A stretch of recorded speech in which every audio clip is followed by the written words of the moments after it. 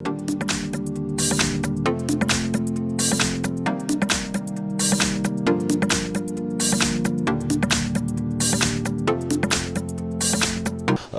mesdames et messieurs, bienvenue si vous nous rejoignez sur votre chaîne YouTube levolcannews.net.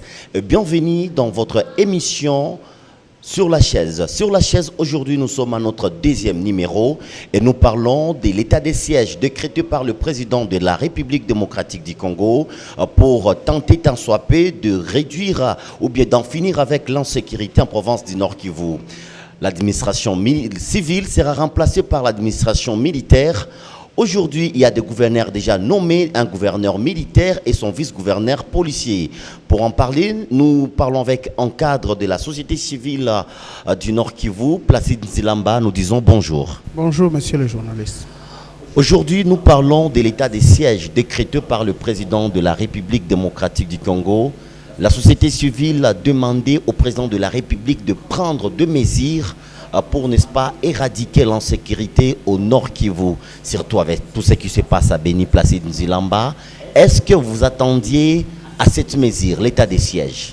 À notre niveau, tout d'abord, c'est dire que le chef de l'État est le garant de l'intégrité du territoire national et aussi le garant du bon fonctionnement des institutions. Nous pensons que c'est en cette qualité qu'il a pris cette décision, d'autant plus qu'il a compris la manière dont fonctionnent les institutions au niveau de la province Nord Kivu, mais aussi comment l'intégrité territoriale était menacée à partir de la province Nord Kivu. Et nous-mêmes, on a été à l'avant-plan pour demander au chef de l'État de prendre des initiatives afin d'endiguer l'insécurité qui vient de durer plus de 2 décennies. Mais en écoutant la décision de l'état de siège, en tout cas, on ne s'y attendait pas. Vous attendez à quoi? On s'attendait d'abord à la réévaluation de toutes les opérations militaires déjà menées ici en province Nord Kivu, savoir quelles sont les causes qui font en sorte que ces opérations n'aboutissent pas. C'est ce qui était la première étape que nous devrions, par laquelle on devait commencer. Mais bon, comme le chef de l'État est allé au-delà, nous disons qu'il est allé au-delà de nos attentes, on est obligé à ce moment même de changer de fusil d'épaule et de réorganiser nos organisations et même nos points focaux sur le terrain afin de répondre à cette demande du chef de l'État et d'accompagner les opérations militaires qui seront menées et même cet état de siège pourvu que nous puissions aboutir à la paix parce que la demande ultime de la population de Nord Kivu, c'est la paix et la sécurité. Et comme vous le savez bien, l'état des sièges veut à ce que l'administration civile change en administration militaire. Pensez-vous que ça sera une dose facile à avaler pour la population du Nord Kivu? Quand bien même vous connaissez bien comment la population du Nord Kivu est en train de vivre avec nos forces de l'ordre, nos forces de sécurité, pensez-vous que ça sera vraiment une dose facile pour la population du Nord Kivu? Nous pensons que ça ne sera pas une surprise parce que la population du Nord Kivu a vécu déjà les zones opérationnelles. Ces zones opérationnelles aussi, c'est une manière de dire que l'armée... C'est un état de siège voilé, qui ne dit pas son nom. Oui, un état de siège voilé. Il y a déjà qui j'ai avancé ici. On a eu des opérations Bata, on a eu Pomme Orange, on a eu pas mal d'opérations où c'est l'armée qui était toujours en avant-plan.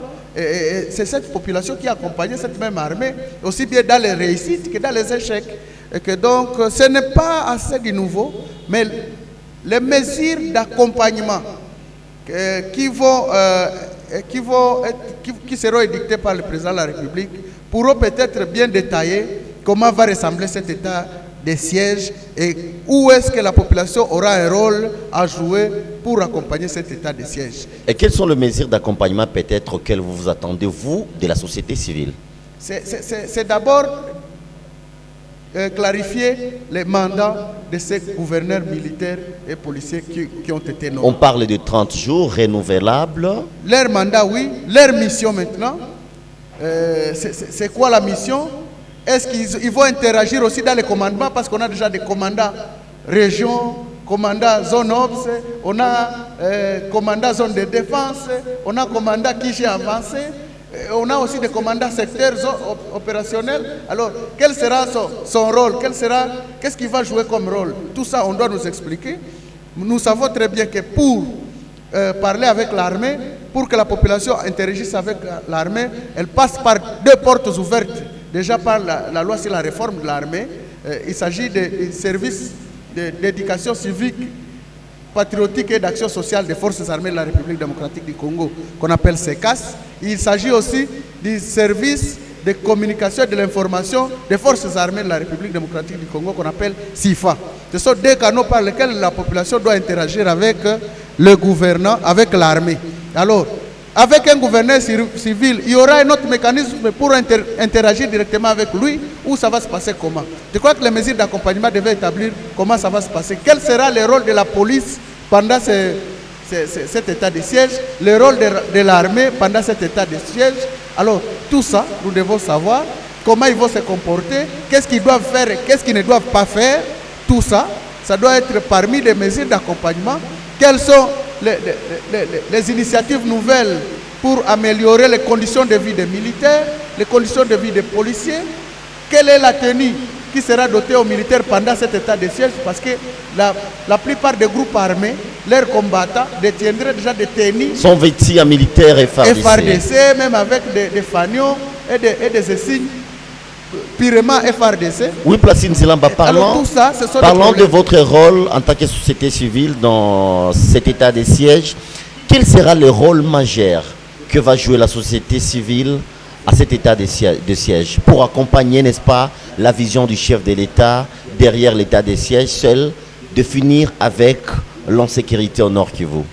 Dans la tradition de la société civile, elle joue trois rôles. Le premier rôle, c'est la sentinelle.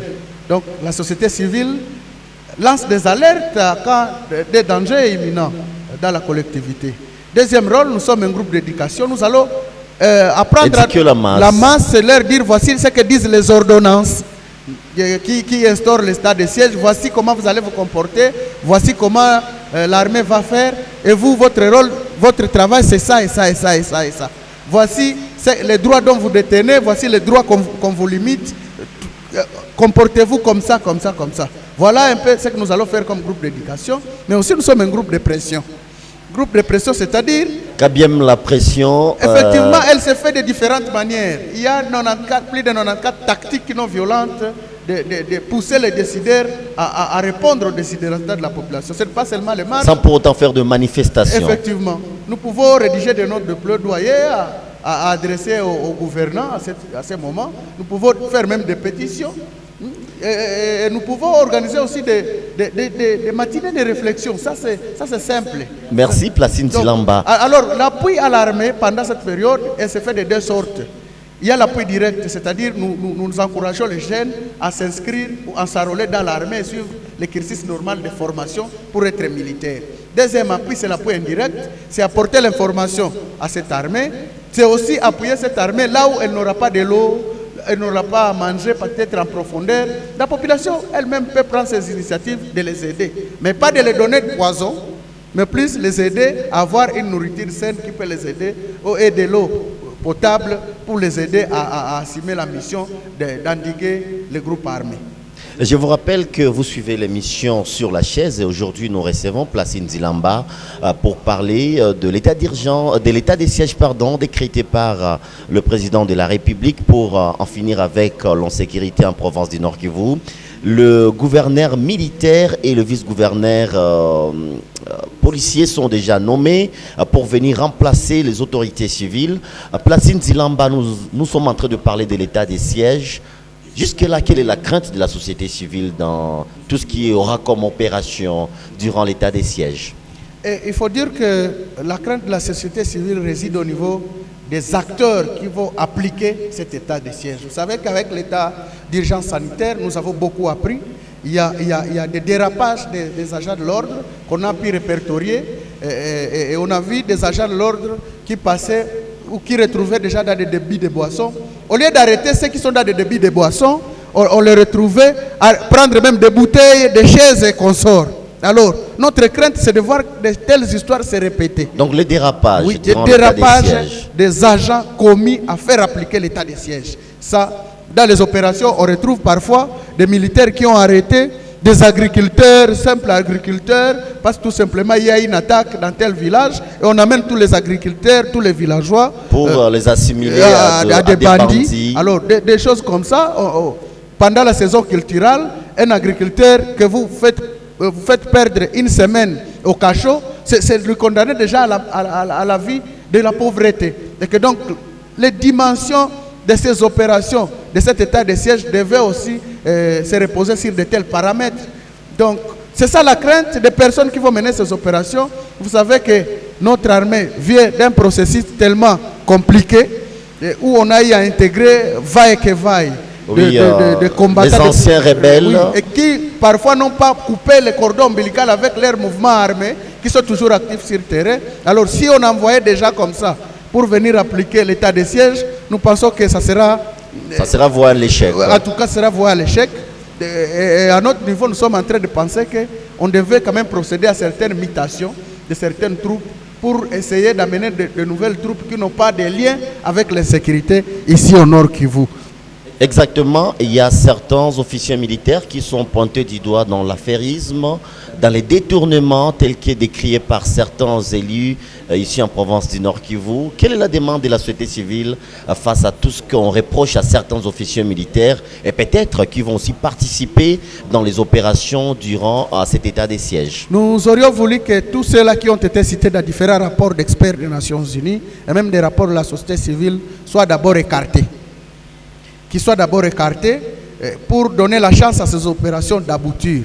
Ou si la justice militaire sera conviée à jouer un rôle prépondérant dans la sanction, c'est de commencer par ces gens-là qui ont été cités dans différents rapports, les rapports mapping et d'autres rapports d'experts des Nations Unies, même des rapports des organisations de la société civile, pour qu'ils soient écartés de par la justice, afin qu'ils ne participent pas à ces opérations parce qu'ils risquent de jouer le même rôle qu'ils ont joué dans le passé pour encore pérenniser la situation d'insécurité ici au Nord Kivu. Oui, personne n'est sainte sur cette terre, tous nous avons des défauts, mais pour la gouvernance, il n'y a pas de pitié. Il faut quand même imposer une rigueur, une discipline de corps afin que les mauvais livrets, les livrets soient retirés des grès qui sont sains. Ah oui, le président de la République, lors de sa campagne électorale, avait promis revenir, ou bien quand il était encore ici au Nord Kivu, il avait promis revenir ici en province du Nord Kivu pour, n'est-ce pas, mettre fin à l'insécurité.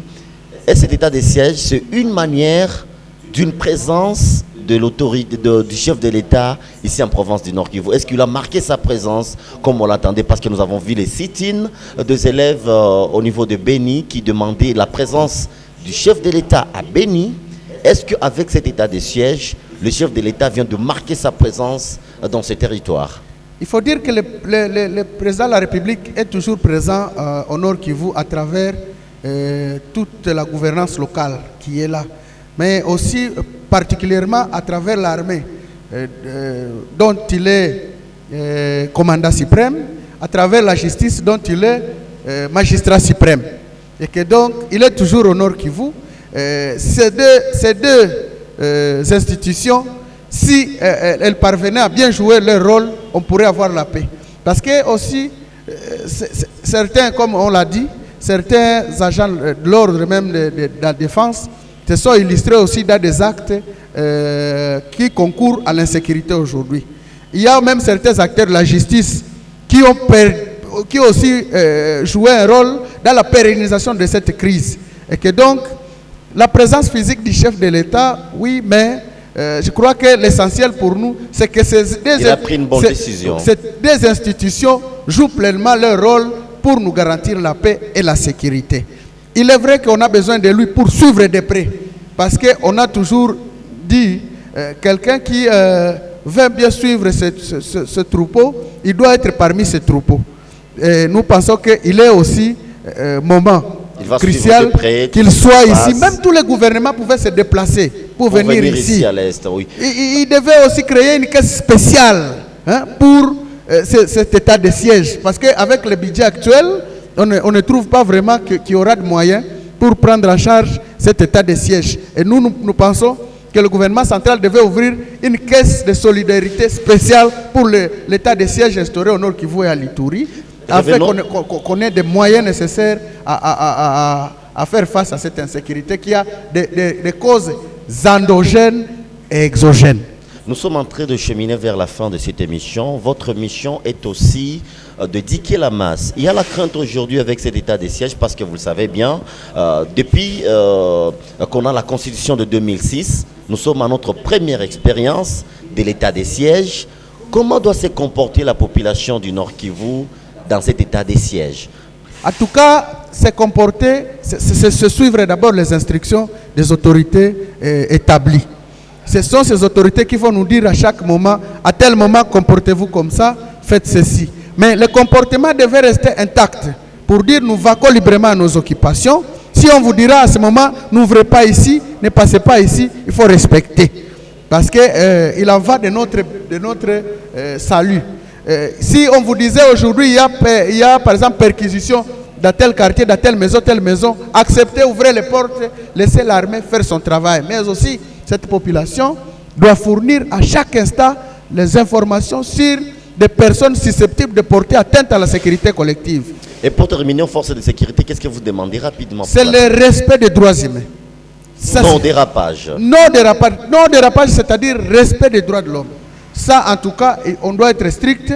Et l'état de siège trouve son sens des droits qui sont reconnus aux citoyens à travers l'article 61 de la Constitution qui édicte 7 droits dont doivent jouir les populations. Et que donc, nous pensons que les agents de l'ordre et des services de défense ont été déjà outillés sur ces droits que doivent jouir la population pendant cette période pour ne pas les voir entrer aussi d'outrepasser les missions qui leur a été confiées. Placine Silamba, un message pour terminer au gouverneur qui est en train de venir ici au Nord Kivu. Un message s'il vous plaît. Le message au gouverneur qui est en train de venir au Nord Kivu, c'est de lui dire bienvenue au Nord Kivu. Nous avions besoin de lui et lui dire qu'il vient travailler pour ses compatriotes. Il doit faire tout pour que la mission lui confiée ne soit pas une ratée dans l'histoire de la province du Nord Kivu et de la République démocratique du Congo en général. Merci messieurs, mesdames, c'est par ces mots de Placine Nzilamba que nous bouclons cette émission sur la chaise, votre émission sur la chaîne YouTube levolcan.news.net. Merci à toutes les personnes qui nous suivent à travers tout le monde. Nous disons abonnez-vous sur notre chaîne, partagez nos vidéos et nous disons et à la prochaine.